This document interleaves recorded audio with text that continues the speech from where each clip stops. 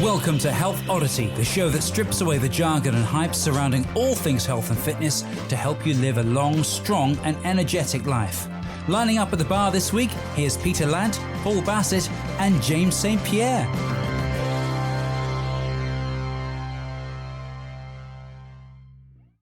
You wouldn't let it lie. You wouldn't let me let it lie. Hello, and welcome to the Health Oddity Podcast, episode 15, with myself, Peter Lant.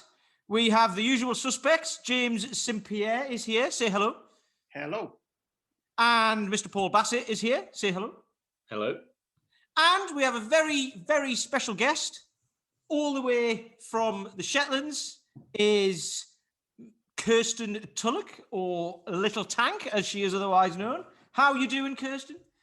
I'm pretty good. Nice to be here. Yeah. Well, it's nice to have you here. So, quick intro. I don't know Kirsten that well. I met her once at a Rick Brown Mace certification at the Commando Temple in London about 3.5 years ago. Rick Brown, who we've had on the podcast, who was awesome. And since then, I've been following her in everything that she does. And then she got in touch with me over Instagram about some Indian club stuff, which was pretty cool, considering I only just started. So that felt quite nice. That gave me a bit of a boost. Yeah, so we've just been having little backwards and forwards on Instagram, sharing messages and just talking about stuff. And I've been following some of her stuff, and she's got some very good insights into kind of training and philosophy and much deeper into it. She's obviously done a lot with mindset stuff and everything as well. So without further ado, let's open up the floor. Hopefully these boys have got some questions for Kirsten as well. But yeah, let's just a little bit more of an intro from yourself, Kirsten. Where did it all begin? Okay, well, in a nutshell to begin with, for people who don't know who I am, I've trained for about 26 years. This will be my 27th year, and I've coached for over 20 of them. So I was an international bodybuilder to begin with, and I started competing when I was 17 years old. I was in the figure class in the NABA Federation. That's the National Amateur Bodybuilder Association. Made it to the world by the time I was 19. And then I moved up into the physique class, which is where you're judged essentially the same as the men. It's much more based on muscularity and density. So I got bigger to fit in with that class. I did that when I was in New Zealand. I competed when I lived there. And again, I was selected for the NABA Universe when I lived there. And then I became a mum. So when I was 30, I became a parent, and that was when my life and my training changed. So I decided that I didn't want to be a bodybuilder anymore because it's a very intense lifestyle. And I couldn't commit myself the way I'd done up until that point while being a parent. Many people do, but I chose not to. I wanted to step back.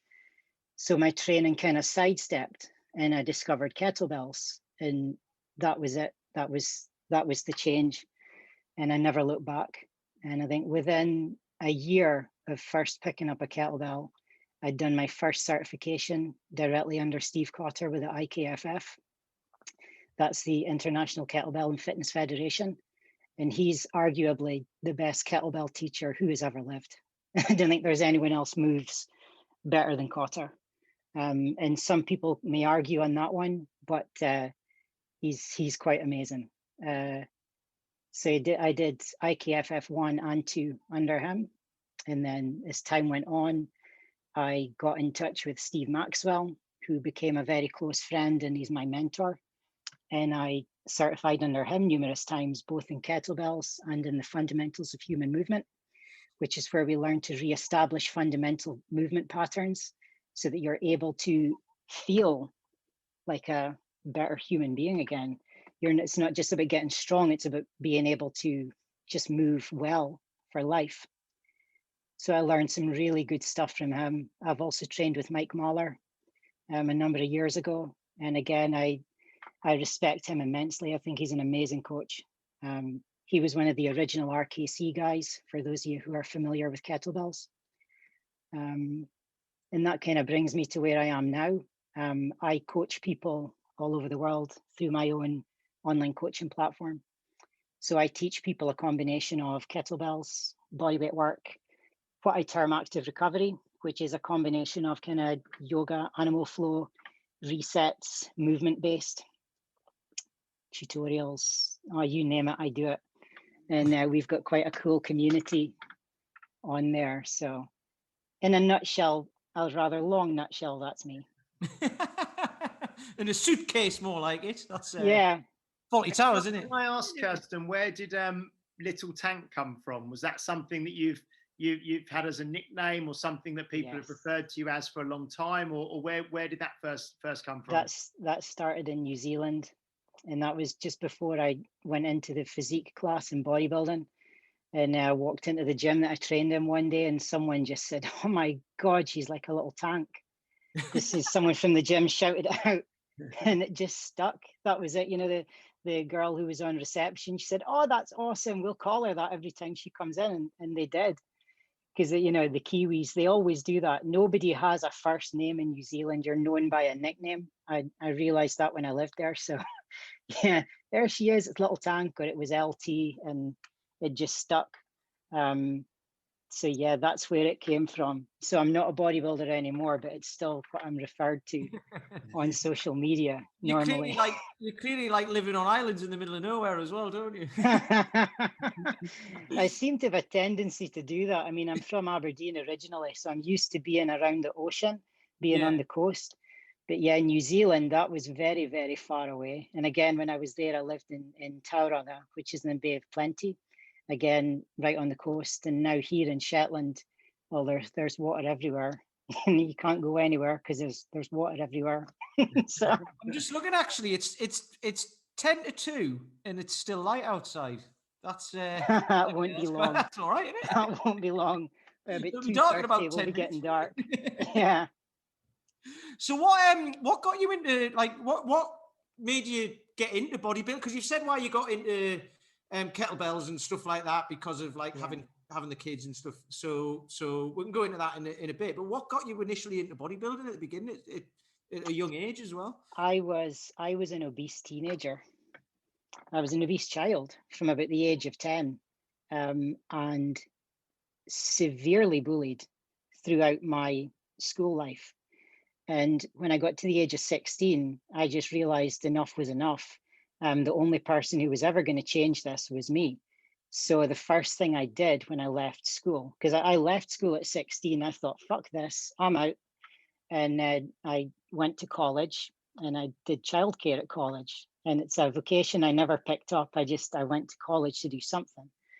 But I went and I joined a gym, and it was like, this is it.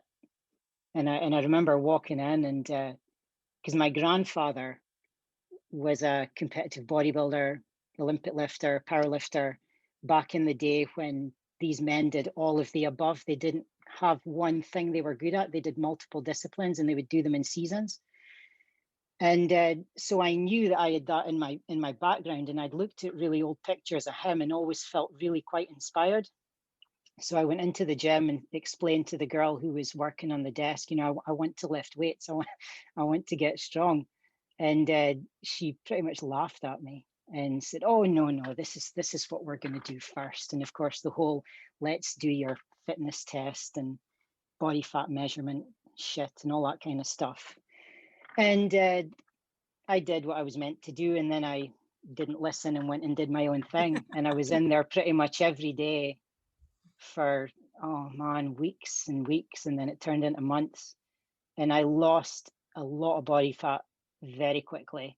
And that drew the attention of some of the people in the gym who were involved in bodybuilding competitions and organizing them. And one guy in particular who struck up a conversation with me, I learned had been trained by my grandfather. And my grandfather had started him on his lifting journey. Wow. And then this guy, who's called Stan Main, and he's still a trainer in Aberdeen. He's in his 70s, and he still trains people. And he basically took me under his wing because I think he said, "Oh, it's my mentor's granddaughter. I'm going to look after her." And that was it. You know, I did one competition with a view of doing one and see where it goes. And then it just became one competition that went on for years. I just kept rolling into the next season, the next season, the next season, until I got what I wanted, which was universe qualification. So just kept doing it until I got what I wanted. Isn't it funny how Mr. and Mrs. Universe and all that are always from Earth? No, what I love about that is what you've just said there is that guy who was trained by your grandfather then passes it on to you. Yeah. And he's now still training people in his 70s. Because I've had people, you know, say to me, like, you know, how like, what are you going to do when you get older? How are you going to, you know, because people think trainers are all dead young. And it's like, nah. The older you get, the more you know, the more you've learned. Another a friend of mine is a gentleman called Malcolm Clark, and he owns MRC Fitness in Dalry in Ayrshire. He's 83 and he still runs and operates his own gym. Okay, he runs it with his daughters, and he's amazing. And he used to run bodybuilding shows way back. He was a high-level Scottish bodybuilder back in his day. But to see him now, 83 years old, he still looks great. I mean, the arms on this man, you would not believe, and he's 83.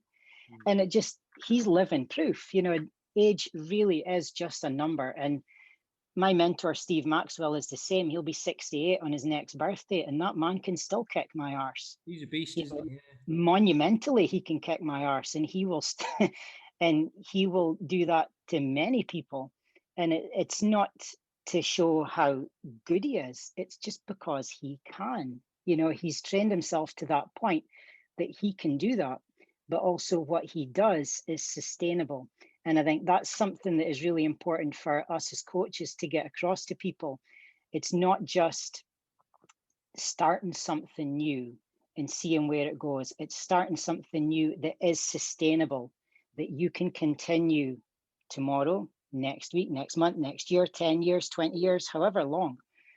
So even though people can kind of hear where I started and say, oh, well, she was a bodybuilder, you know, I wouldn't want to do that.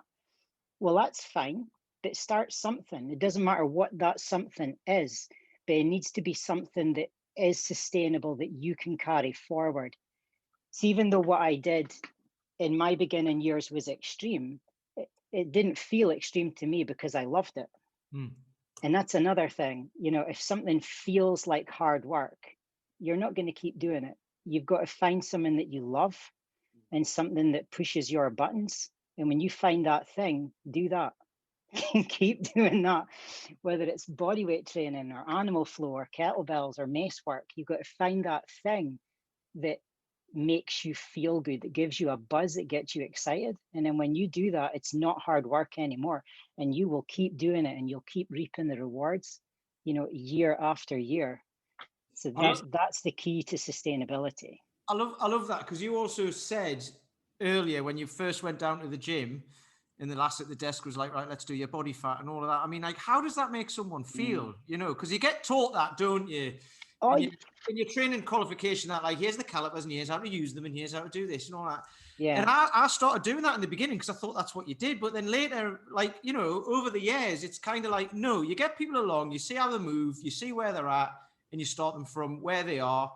And then all of that other stuff can come with it, because you can create, you know, people have got mental blocks with getting fitter, especially if you need to lose weight and they've got a poor relationship with food. And you can just add to that by going, right, we're going to tell you how fat you are, and pinching it as well, and going, oh, hang on, I've got a lot of the calipers there. They don't go that high. Wait a second, I'll just go and get me bigger. You know, how's that going to make someone feel? So how do you...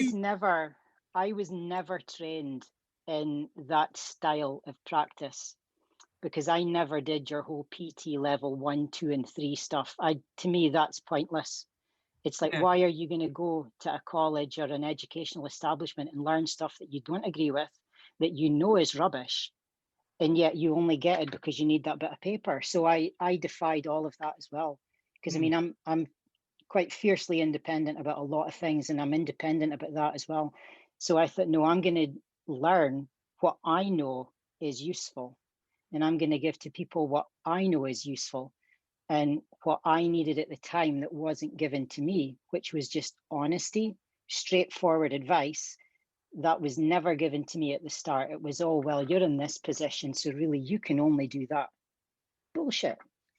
You know, don't set people up for failure before they've even started. You know, allow people to, you know, express themselves, dream big, you know, and then help them create a path to get to where they want to go. I think that's our role, is to help people identify their path and then break it into pieces that they can then achieve step by step, rather than just saying to them, oh, you're never going to manage that. How do you know? You know, it's really it's because, like I was just going to say, it's really interesting. It really reminds me of Tracy Rifkind when we interviewed Tracy, because she's you know, I think she was 56, 57 now or something, and she was talking very much, wasn't she, about when she started training, I think when she was 41, and she was one of the original RKC people and all the rest of it, and how, you know, if you tell someone what you want to achieve, the first thing they kind of want to do is sort of say, oh, no, that's too much, or that's too fast, or I don't think you should be doing this, or I don't think it's healthy, or, you know, and they'll immediately start putting roadblocks in your way before you've even started, you know. So it's really interesting hearing you kind of echo those same sentiments. Oh, you know. oh yeah. I mean, it's when I was an obese teenager, well, right, when I was 16, when I first set foot in that gym, there's no one in their right mind would have looked at me in the condition that I was in then and said, she's going to be a bodybuilding champion. No chance. They'd have been laughed at, you know?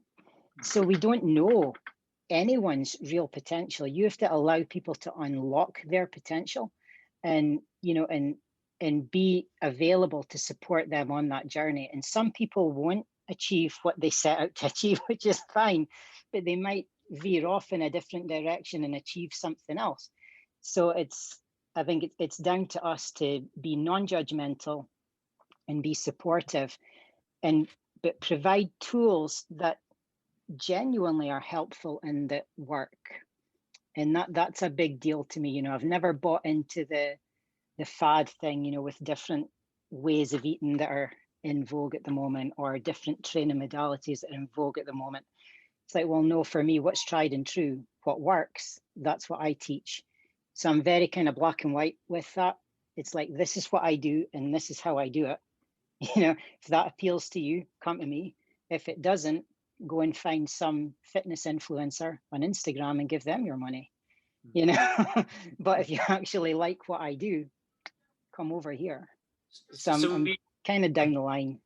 Have you always been surrounded? I mean, you say at the beginning there was a bit of kind of there were people who were making judgments about what they thought you could do and things like that. But you also bring up a lot of people who had a huge amount of longevity. Take that Jim Ono, who's 83. And often we see people who've been competitive in certain things, who kind of burn themselves out, or they, you know, particularly in bodybuilding world, some people take it to extremes. And there's a lot of very poor advice for young people going into things like bodybuilding and stuff like that. And it seems that you were surrounded by a kind of a legacy of time, that people had kind of maintained their health for many, many years. We're still running gyms. There were trainers in their 50s. There was your grandfather and all that. And there was health for a long time. So, I mean, is that something that was right at the start, or was it something that was fighting for your attention when you were starting? You know, the instant gratification and then the... I'm fortunate. I've always been surrounded by good people. And I think it's probably because my reasons for starting were very pure. You know, I started because I wanted to lose weight and change, like a lot of people do. But as soon as I got bitten by the bug of training, I was there for the love of training. And people could see that. And it's almost when you give off that vibe, the other people who are also like that are kind of attracted to you. So when I competed in bodybuilding all those years ago as well, I was surrounded by an amazing bunch of people. You know, it was always the same ones that were always at every competition, and we'd all go there together. You know, we'd turn up in the same cars or in the same minibuses or whatever. A very supportive community, and there was no infighting or competition. You were competing against each other on the stage, but off stage, you were all friends, and you were all chatting about, you know, your prep and what did you do? And, oh, I should maybe try that. And what kind of tan did you use? Oh, I'm using this. Everyone was just really helpful. And so because I've been in a kind of family like that, I've carried that forward in how I teach as well. I think that knowledge is to be shared.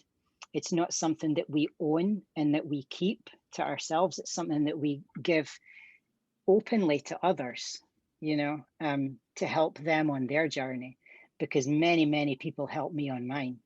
And, you know, people who to this day are still training and doing amazing things, whether it's in bodybuilding or other modalities, they're still doing what they do, and they're still inspiring, and they're helping others. So to me, I'm just doing what they do. I followed them, except I'm in a different field now. One of the things that I would love to talk to you about is exactly what you had to do in order to prepare to the level at which you trained in in your 20s, because there's often a disconnect between this idea of that we start lifting weights, we bulk up very quickly, and particularly with women. And most of my client base is female, and I'm a strength and conditioning coach, and that's what I do. I try and get people strong. It's the kind of easiest route from A to B for most people, given the time they have. But I do have at times a lot of dialogue with people where they are scared of strength and what it will do to their body. And you embraced that and became a competitive. Oh, yeah. But I'd like to know, because I always say, if you're worried about putting on mass, in inverted commas, you really don't understand how hard you have to train and what it takes to become that level of physique, that physique that you can achieve on the stage is it's something. It's a very interesting topic, and you'll get this thing from women in every modality. It doesn't matter whether it's bodybuilding or kettlebells or mace training, whatever, you know, oh, I don't want to get too big. It's like, yeah, if only it was that easy, sister. You know, it's like, come on, just wake up. If someone is going to put on extreme muscle mass, that's real effort, man. And that takes planning. And that does not happen overnight. You are not going to go to bed and the next morning wake up and you see a female Schwarzenegger staring at you in the mirror. It doesn't happen. So bodybuilders and the like are focused in their intent and focused in their aim for that particular outcome. And that outcome is for increased muscle size, you know, and density and symmetry and all that stuff that goes with it. So when people say to me, especially women, oh, but I don't want to get too big. No, you mean you're fucking lazy. You know, let's break it right down. You know, the I don't want to get too big is I can't be bothered, but they've put a label on it that says I don't want to get too big. And I know this for a fact because I am a woman and I've trained many women as well as men over the years. And every woman who has ever said that, it's because she's got a fear of work. Okay, that's what it comes down to. It's a fear of work, because under it all, they know that they are not going to get this massive muscular body just by thinking about it. No. So it's like sometimes if a client presents themselves with that to you, you have to face them with their own bullshit and say, well, no, you mean you can't be bothered. Okay, well, what's going to fit you right now? What do you think you want to do that's kind of easy enough? And that's going to make them think, because then they're going, oh, he's on to me. Damn. You know, I've got to think of another excuse. But that's all that is. So the whole thing about, not wanting to be too big, because you'll hear that in the kettlebell community as well. And let's be real, how many women in the kettlebell community are muscle bound? I can't think of any. They're incredibly powerful and incredibly strong and incredibly fit, but are they big? No. I mean, I was looking at watching a 10-minute long cycle set from a Russian lady for 224s. She was using 224 kettlebell. Quite amazing. Yeah. And I mean, she couldn't have been more than 65 kilos in weight. She was, I mean, probably less than that, probably bordering on 60. Immense strength, immense. Yeah. And strength does not equate to muscle mass. They're different. And when I was at my biggest in bodybuilding, I wasn't at my strongest. And when I've been at my strongest, I've not looked like I was strong. It's a very interesting dynamic. So I'm fortunate that I've practiced these modalities. So when I was a bodybuilder, I didn't train heavy. I trained pretty light, and I went for volume. And I was very much inspired by Corey Everson, who was a 6-time Miss Olympia back in the 80s into the early 90s. And she always said, she would do, 30, 40, 50 reps per set. This woman was amazing. And it flies in the face of what people would expect, to happen for bodybuilders. You're expected to use heavy weights. No, bodybuilders don't train with heavy weights. Powerlifters train with heavy weights. Olympic lifters train with heavy weights. Strongmen train with heavy weights, but not bodybuilders. Not generally speaking. You'll get some that are an exception to the rule, but in general, that's not how it goes. Even the godfather of strip bodybuilding, Eugene Sandow, he used the light dumbbell system, which was with like 2 kilos up to 5 kilos maximum, and he did very high reps of 120 reps. Just with the 2. A lot of the old time guys as well were into their isometrics, which again is just statics. So it's not always been about what we see in the media now.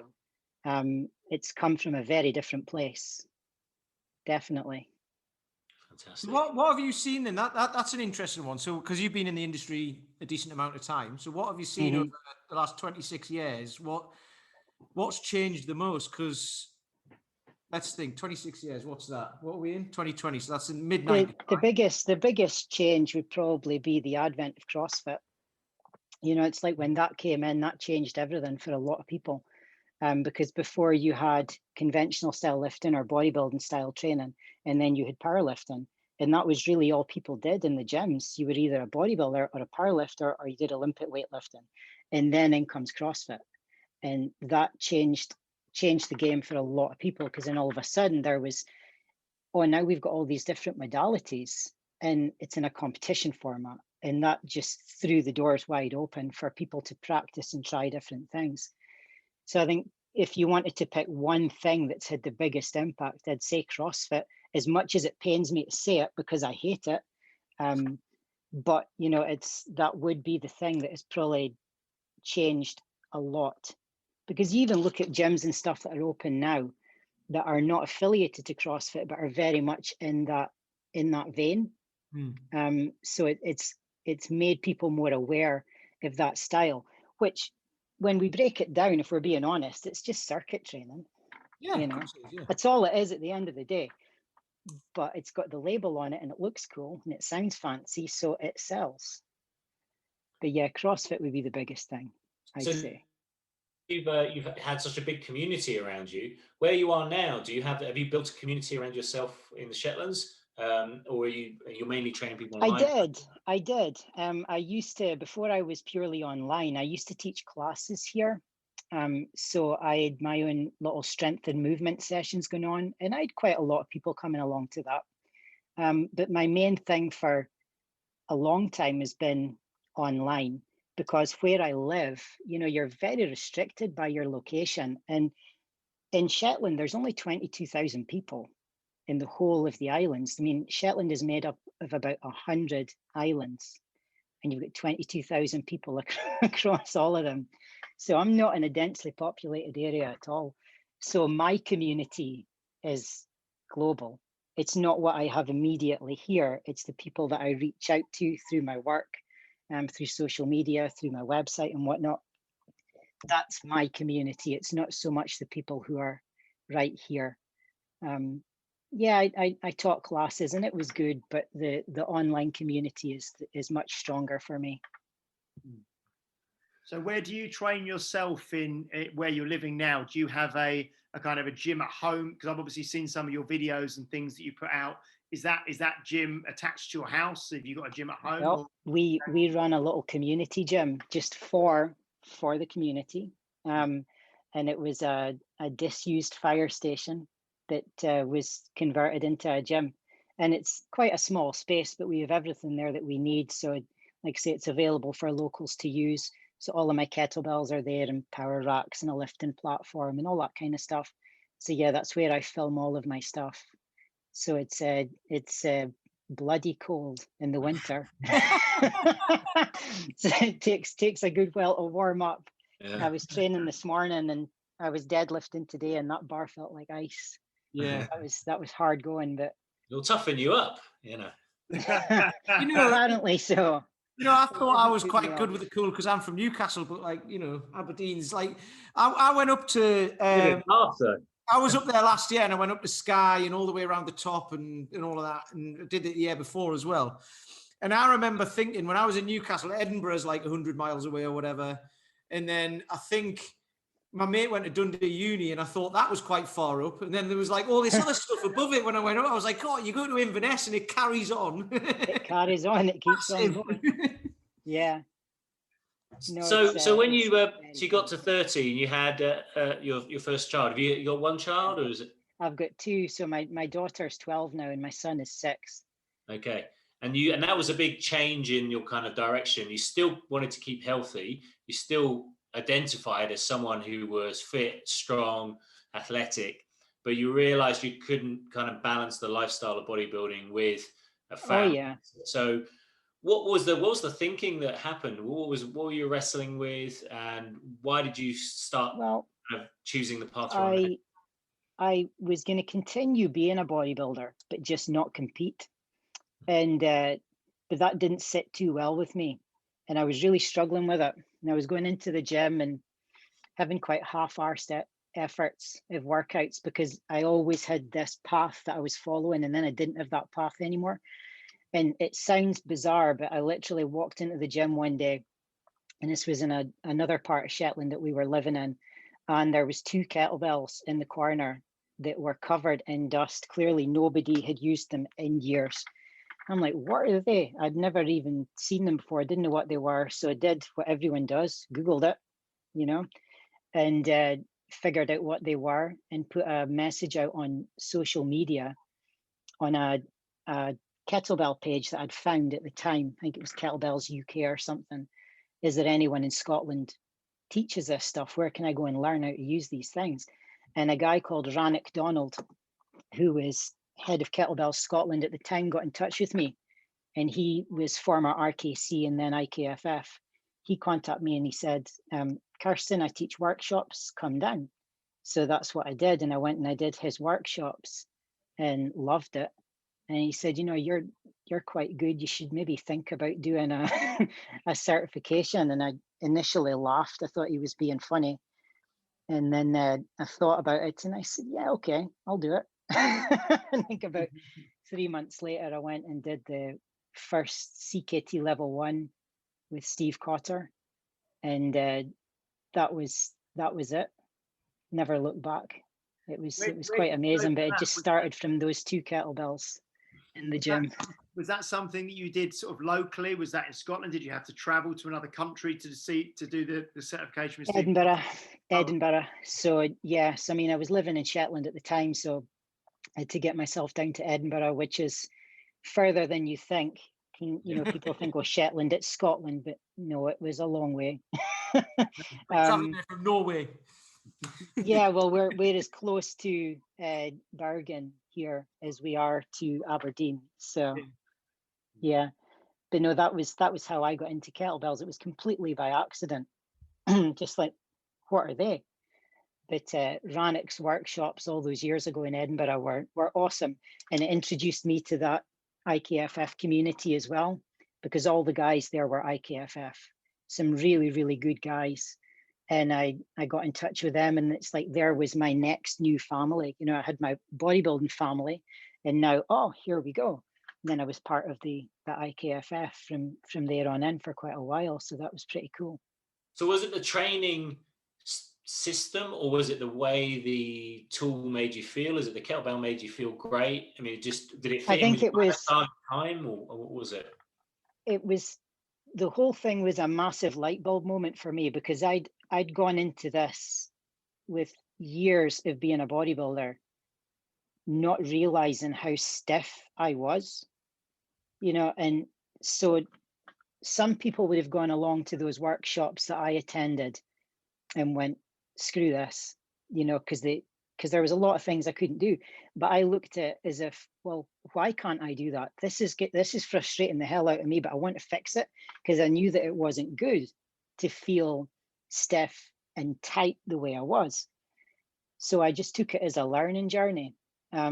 So I think it was the mobility aspect, because that was brand new to me, because up until that point in my training life, I hadn't practiced any mobility at all. I didn't even know what it was, wasn't familiar with it, which is really funny now, because mobility is a massive part of what I teach now. But back then it was completely new. So I think the mobility aspect was the biggest thing for me. And doing something different with weights instead of doing what I had done for the past 14, 15 years prior to that.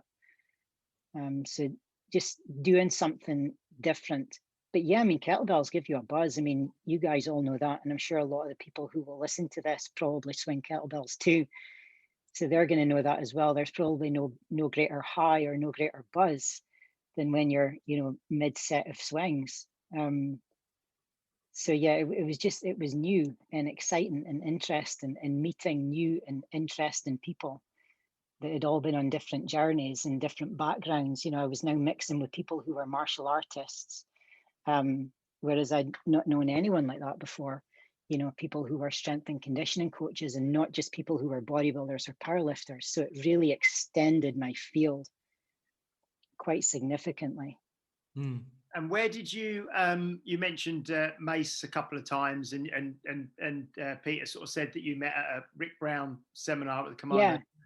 Yeah. What kind of where did you first, or when did you first get introduced to the Mace, and then how did that kind of take you to using it and implementing it and doing the course and that sort of thing?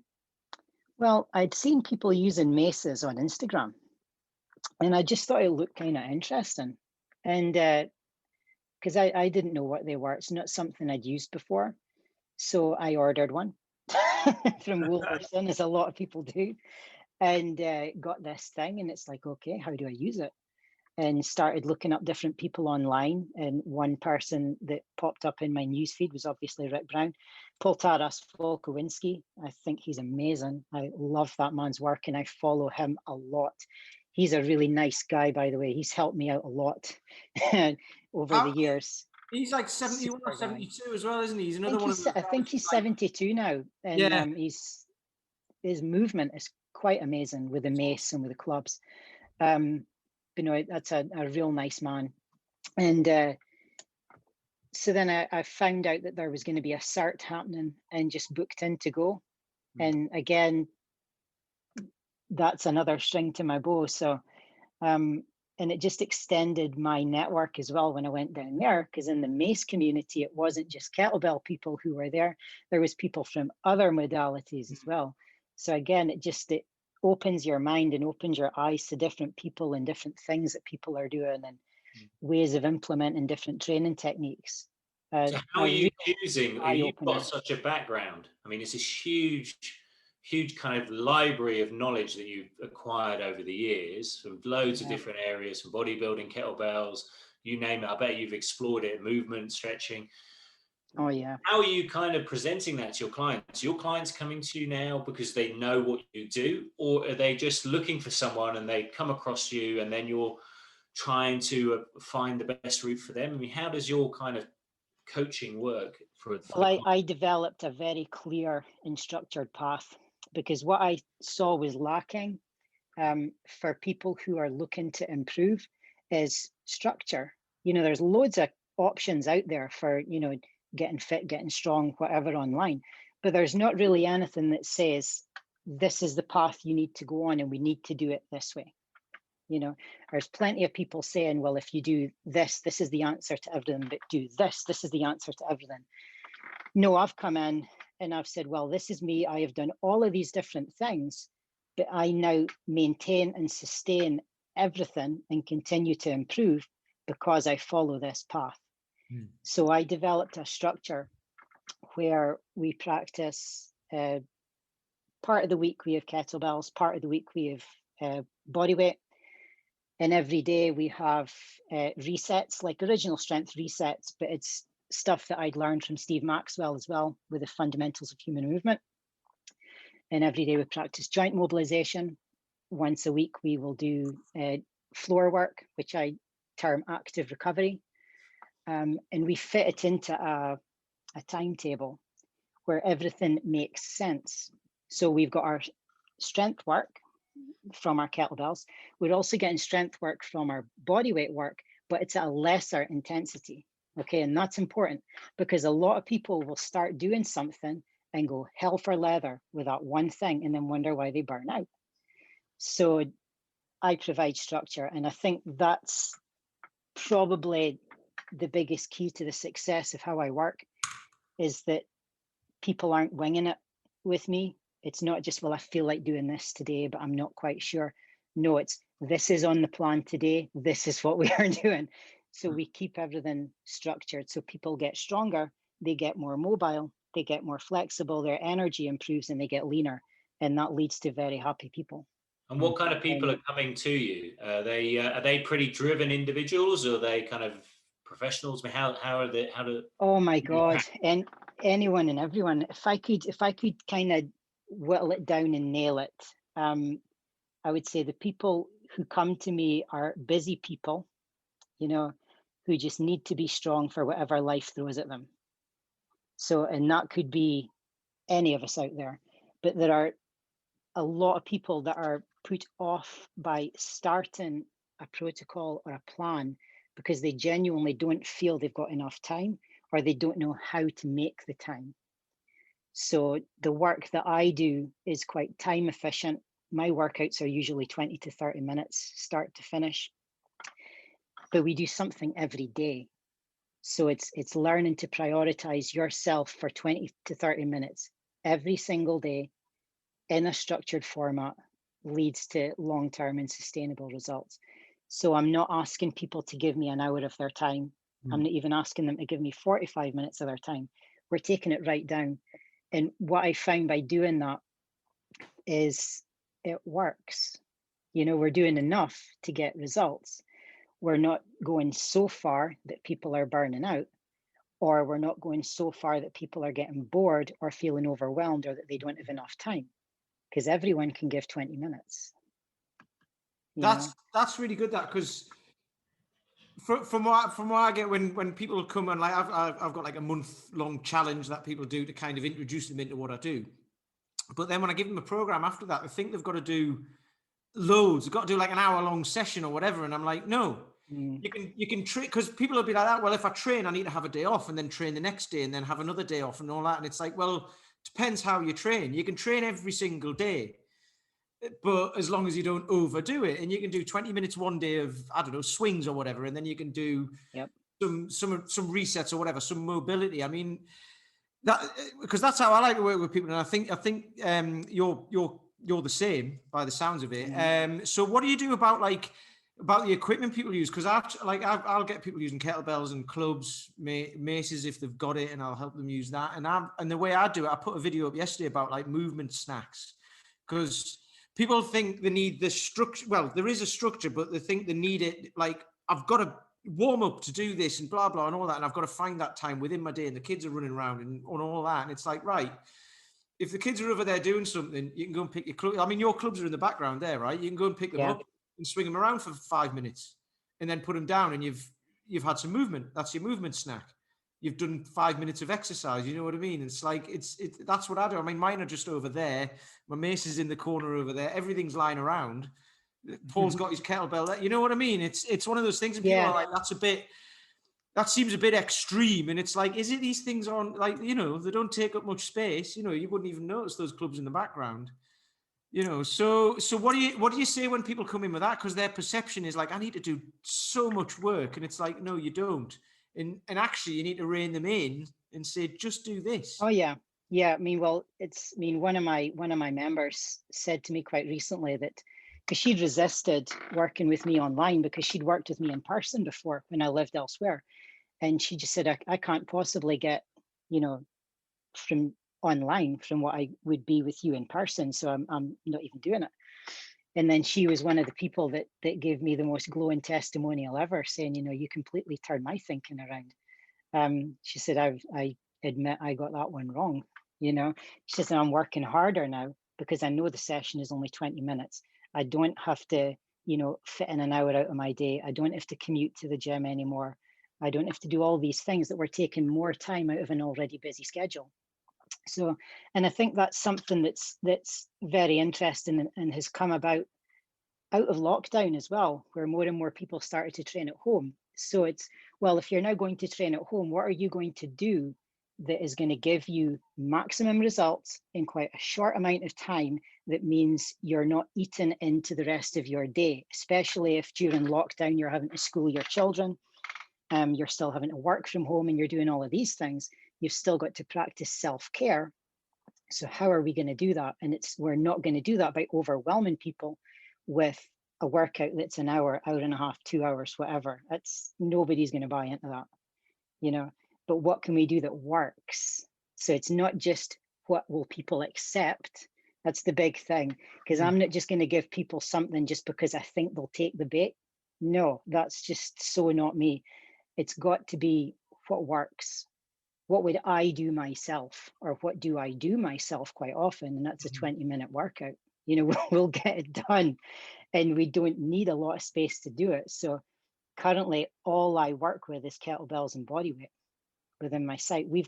I've got some mace fundamentals for people who are interested. That's more of a beginner's intro to the mace. But my main thing is kettlebells and bodyweight, and we keep it there. And I do that on purpose because I don't want to overwhelm people with the need to have all kinds of equipment. You've got yourself, you've got a kettlebell or bells, great. Now we'll get it done. And then I make sure they get it done because I do the workout with them. I film all my sessions. Like I've got 300 workouts on my website right now, and I lead them all start to finish. Every bloody one. So and that goes from, we've got all different types of, you know, kettlebell, 10-minute, 20-minute, 30-minute challenge, ladder, bodyweight, 10, 20, 30 challenge, ladder, and so on. So they're all categorized. And then I have a monthly planner for my people. So every day of the month, we have a different workout in the box. You know, oh, what workout is it today? Go to the planner, click, okay. And if they don't want to do that, then they'll go and choose another one because we've got 300 anyway.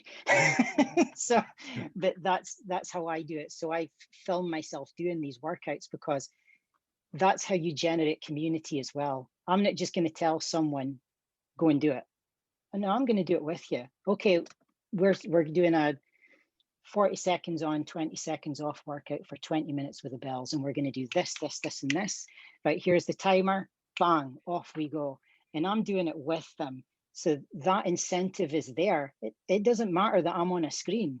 I'm still there, you know. And also my people communicate with me through messaging systems as well.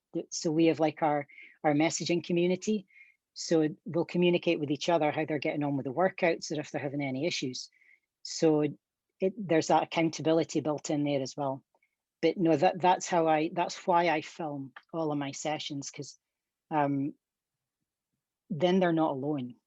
You know, and it doesn't matter that I'm on the screen, you know, because I've done online workouts as well, and I know how that feels.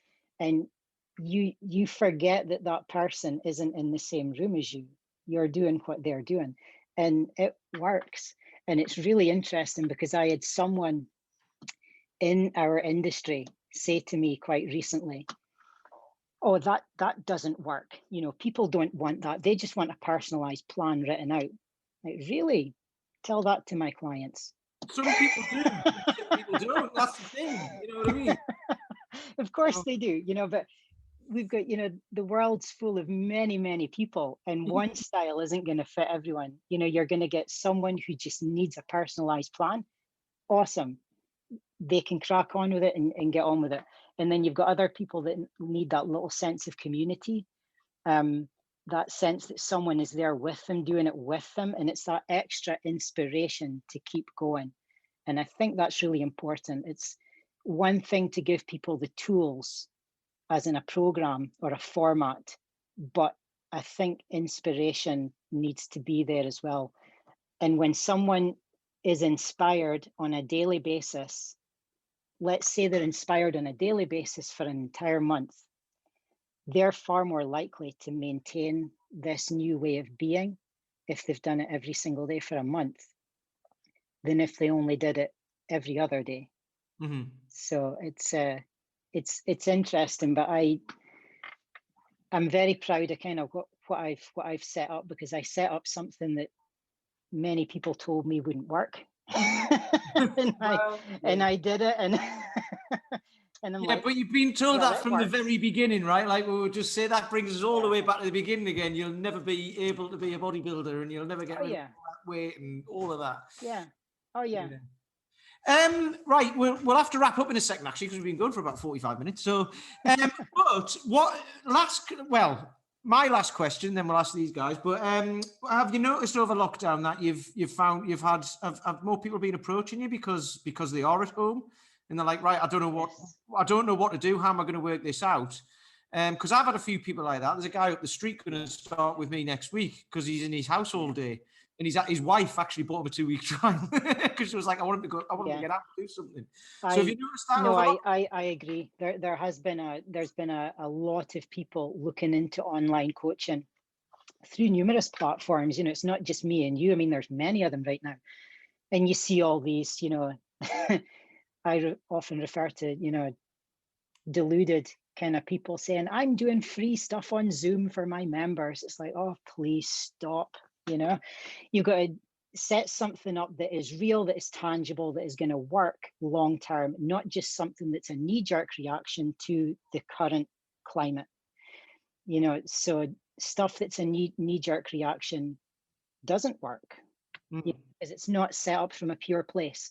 Whereas if we want to set up something that helps people, whatever is going on in the world, that's going to work, whether there's a lockdown or whatever.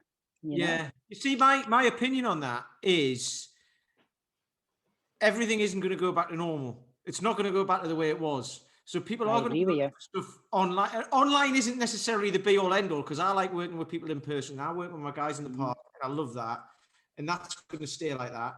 Because if I don't do that, I'm in the house too much.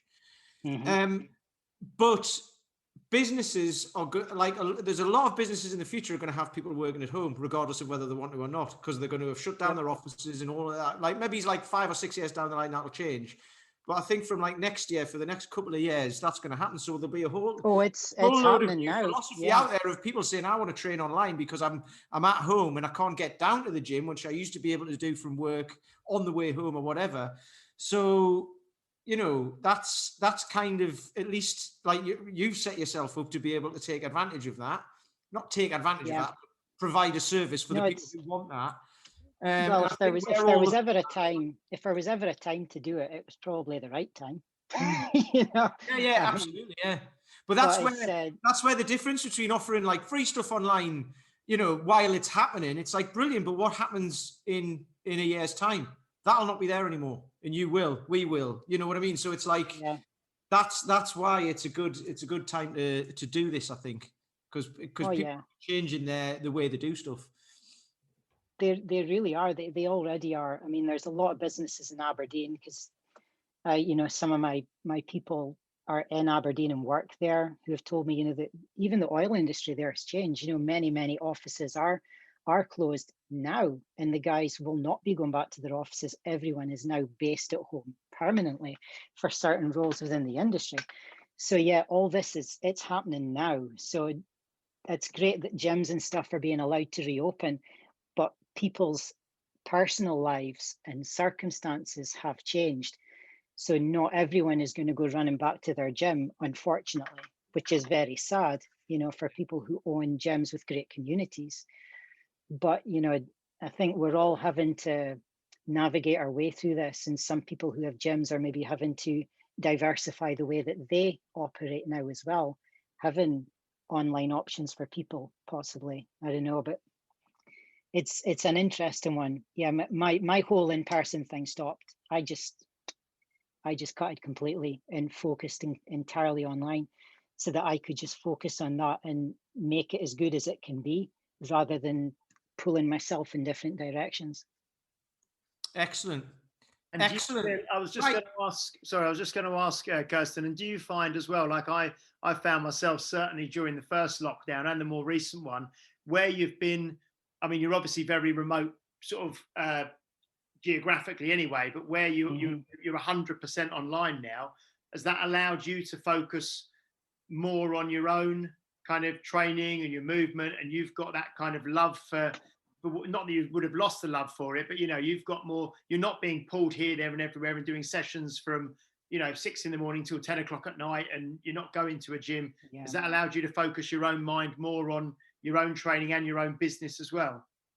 Well, when it comes to my own training, I'm incredibly selfish anyway. And so my own training like ranks right at the top of every to-do list I will ever write. My own movement practice is right at the top. And that's what I try and get everyone else to do as well. Prioritize your movement. If you get it done, great. Now you can get on with the rest of your day. So my training didn't suffer at all during the whole lockdown period. If anything, I was even more busy, because that was when I was setting up my website and stuff and filming an awful lot of content. So I was filming so much. I was probably training even more than I normally would be.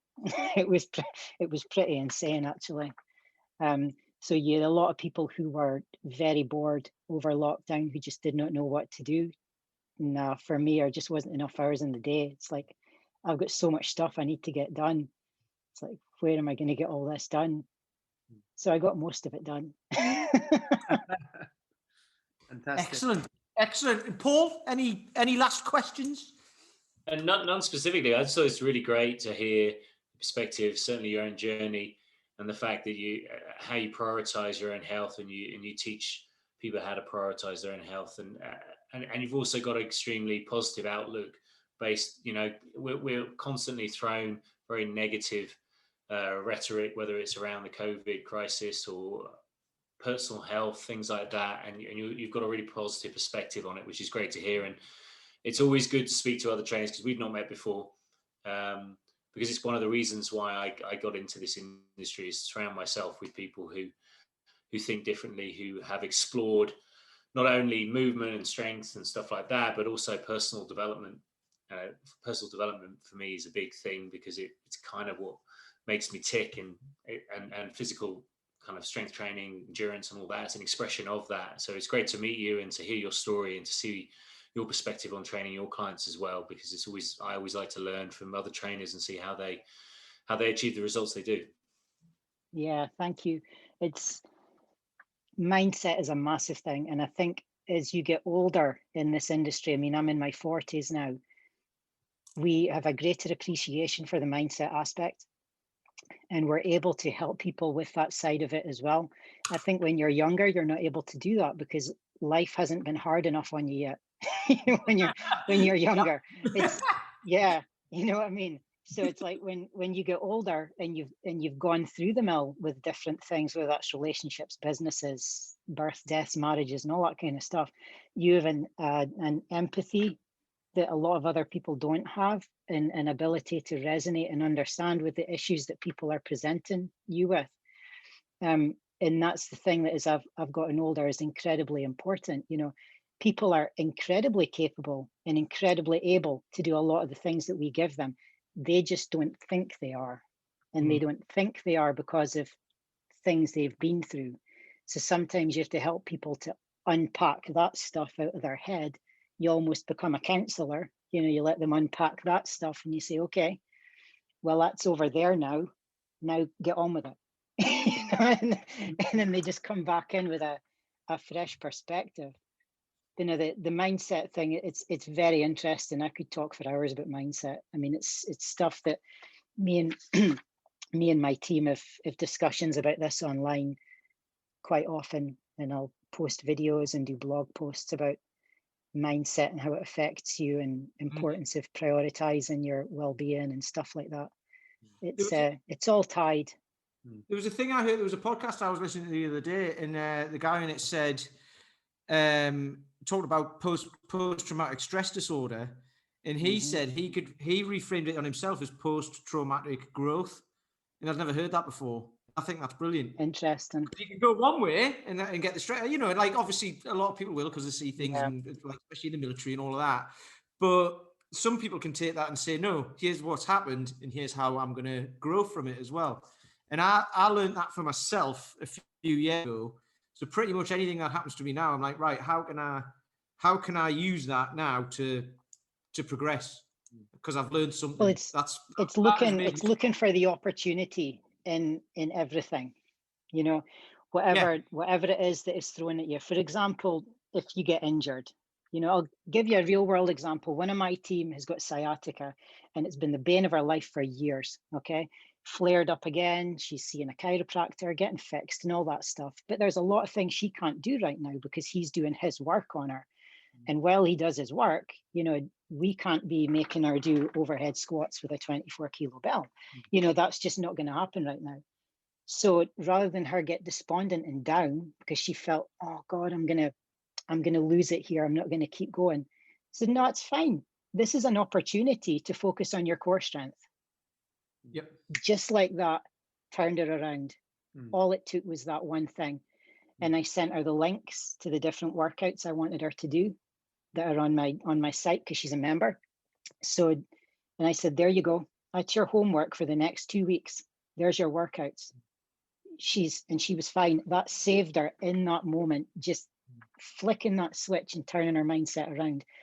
She'd seen this injury or issue as it was going to derail her again, because over the years it had derailed her multiple times from different things that she'd started and not been able to finish because she didn't think she could.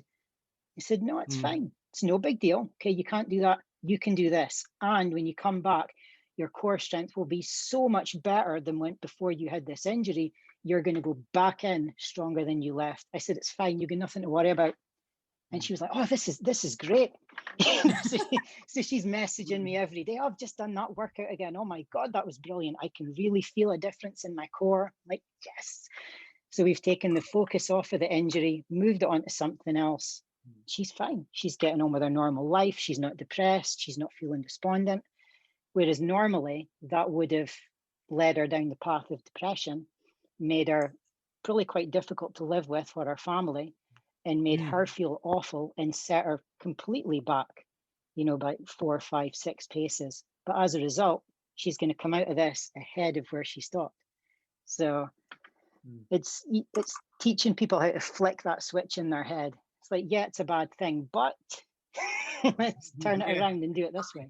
Yeah, I had that recently with my finger. My finger, I always bring it up. I'm always looking for an excuse to go on about my finger. But anyway, I ended up training a lot of legs, instead of. We have to hear about the finger at least once per episode. Well, I was thinking we could do a podcast on it. We could take it from the beginning. I could take you about the story right from the start. I think you should just cut it off. And 10's too many anyway. You don't need 10. You're just being greedy. But don't let me forget about it next week. I'll tell you about how it's doing. No. We'll open with your finger next week. Yeah. Yes. So, just before we go, so next week we're going to be talking about what to do over Christmas. But Kirsten, that has been brilliant. Thank you very much for coming on. Have you enjoyed yourself? I have. It's pretty cool. It's been a while since I did a podcast, so that was nice. Yeah.